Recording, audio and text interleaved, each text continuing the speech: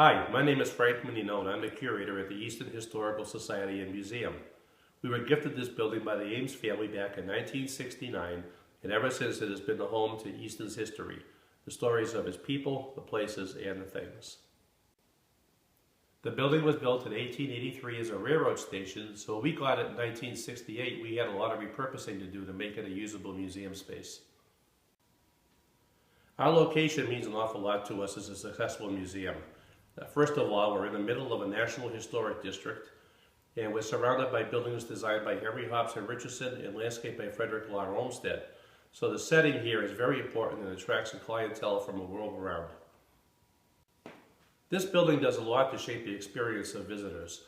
First of all, we host a lot of architects who come to study this building, and by looking at the way the building is used and been restored, they can get a good sense of what it was and how it's used now. For the casual visitor, many of them took trains out of here in earlier years, so there's a fondness and there's a closeness, a unity of memories for many of our visitors. So the way the building is really frames the experience in several different ways depending on what they're looking for. About 5 years ago, we had an opportunity to restore one of the waiting rooms in this building. The building is a great building, but it is limited to 2 large rooms for uses.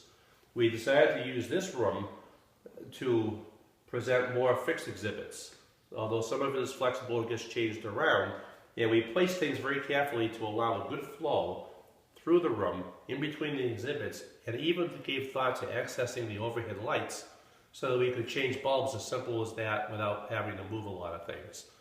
The other room, we had thought a lot about fixing that up or whether we should have that as a permanent exhibit room, but what we really needed was flexibility.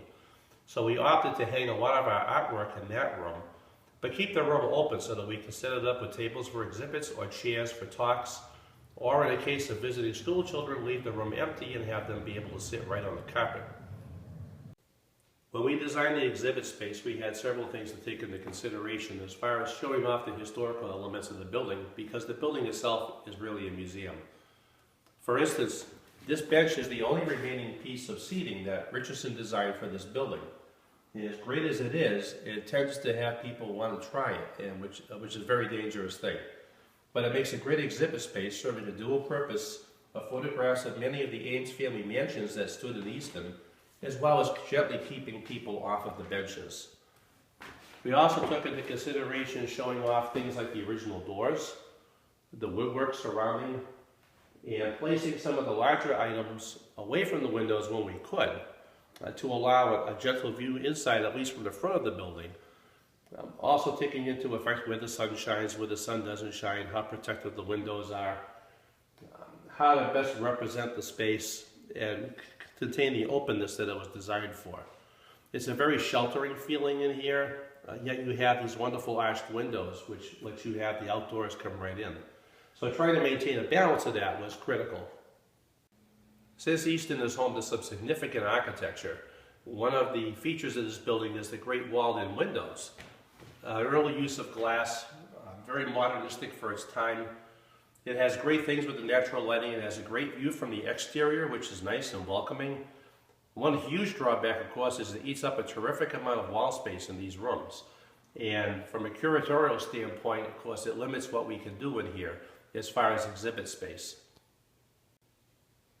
When people come to visit our museum, many of them are casual visitors. They walk by and they see a beautiful building, but they don't understand what's inside. When they do come inside, many times they're quite surprised that it operates as a museum. Attractive on the outside with the carvings and the stylings and things like that, that catches their eye fairly easily. But when they're inside and experience the interior, that makes them think a little bit differently about what the building is. Why is this building in Little North Easton and not in Boston or some very famous place?